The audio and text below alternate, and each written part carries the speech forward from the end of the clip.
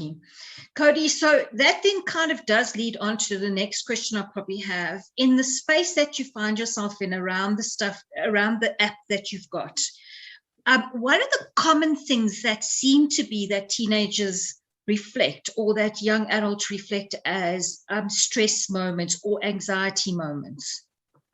Sure. Yeah. I mean, it's a great question. I mean, obviously, we work with schools around South Africa, thousands and thousands of students. And one of the common themes, relating to anxiety is what Jackie probably just alluded to, is test results, exam preparation, exam results, exams coming up next year. What am I going to do for varsity? Almost every single time, there's dips and curves in the year. And whenever anxiety, feeling overwhelmed, all of those sorts of emotions come into play, it's always school related, and it's always around performance of exams and tests. And I think, obviously adopting tools in your life to assist with that is fundamental. But I think the education around, like what Jackie said, one test doesn't determine your life. If you don't get into this course for varsity, you're not going to be who you want to be. All those sorts of things. I think adopting that mindset of, it's not the be all and end all of my life. A test is just a test. It's just a mark on a paper. It doesn't determine who I'm going to be, is fundamental to assisting with that. And I think also just, for parents to constantly give that message to children is extremely important in assisting them with that. And I'm sure it is, I'm not a parent, but I'm sure it is extremely, tough and perhaps worrying for parents as well, thinking this is my child's future. What happens if they do get a bad mark? They don't get into the degree they're supposed to get into.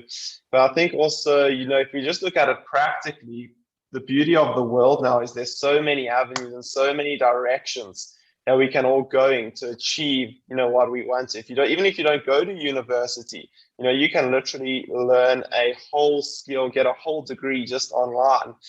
For the kids listening, I'm not saying don't go to university before I have some angry parents shouting at me after.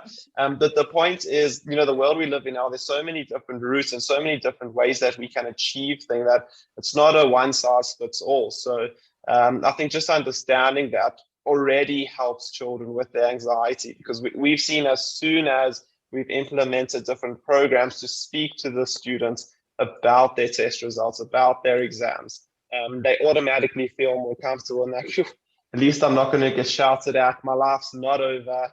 I can proceed from here. So a lot of it is obviously around results and exams and tests like that. And then, obviously you get the common themes around whatever's happening, but it is predominantly around exams and tests, that's for sure. Great, thank you, Cody. Okay, so because it actually lined up perfectly with the question I was going to ask Cody. So thank you, Jackie. You've kind of allowed the flow to just happen in that way. And that was, Cody, obviously the app helps us. Jackie and all of us are talking about the fact that there is the stuff that you deal with. We recognize that we need to deal, we've got tips that we can do. But how does the It's Okay app help and assist the child to be able to build that resilience in themselves before the crisis comes?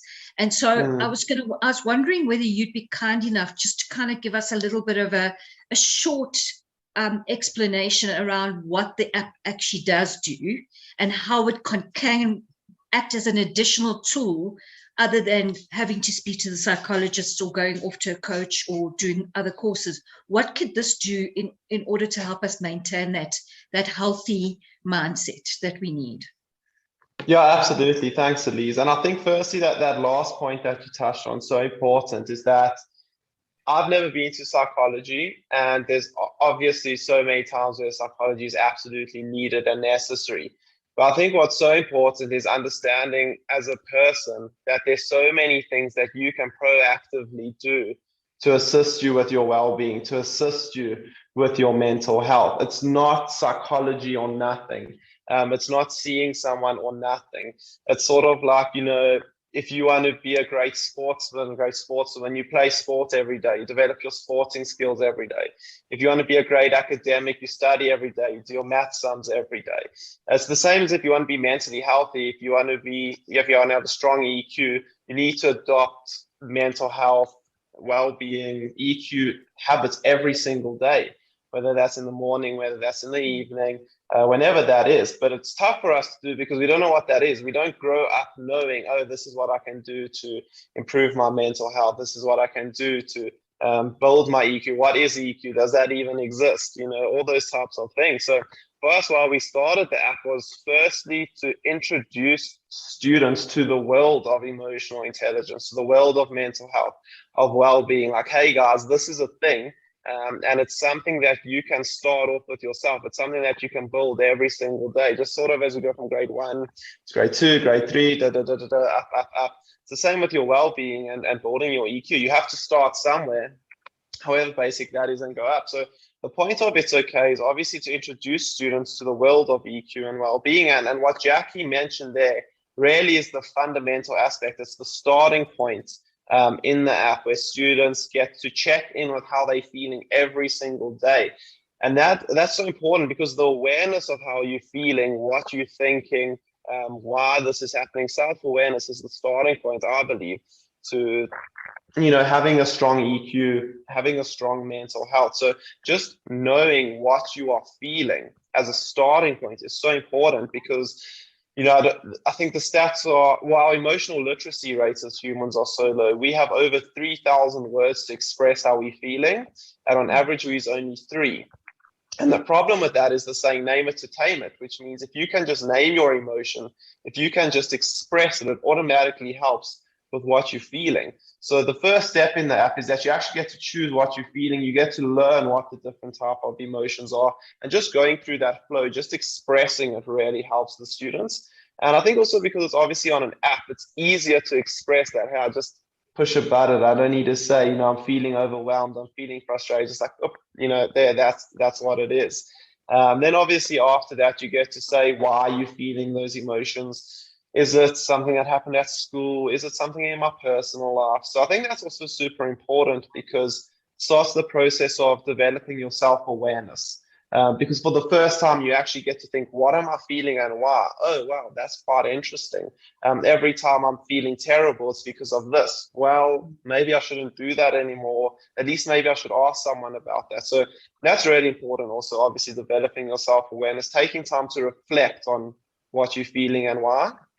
And then after that, there's a whole range of tools to help the students. So there's breathing exercises, which are obviously extremely important in helping with anxiety.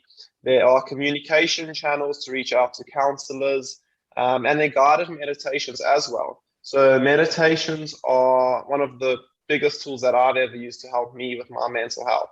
And the biggest reason I believe meditation is so great is because it's a tool that allows you to use your thoughts as a tool instead of letting your thoughts use you. And I know you were speaking about what is depression and what is anxiety earlier. And for me, although I'm not a registered psychologist or anything like that on a base level, depression is living in the past and anxiety is living in the future. And that all comes down to our thoughts and, really how we choose to perceive what's happening around us. So meditation is one of those tools that at least allows you to be aware of your thoughts, before it all spirals out of control. You can just catch that first thought and, okay, analyze it. Is this good? Is this bad? Because often we get that first thought and we only know what we're thinking 3,000 thoughts down the line, where all of a sudden our life's terrible, everything sucks and the world's ending. But if we can just catch that thought, we can decide, what we want to do with it. So that's a few things that the app allows, students to help building their EQ and their mental health. But I think it's really just about understanding what the basics are and really implementing it as part of your daily life. I think that's what's most important. Candice,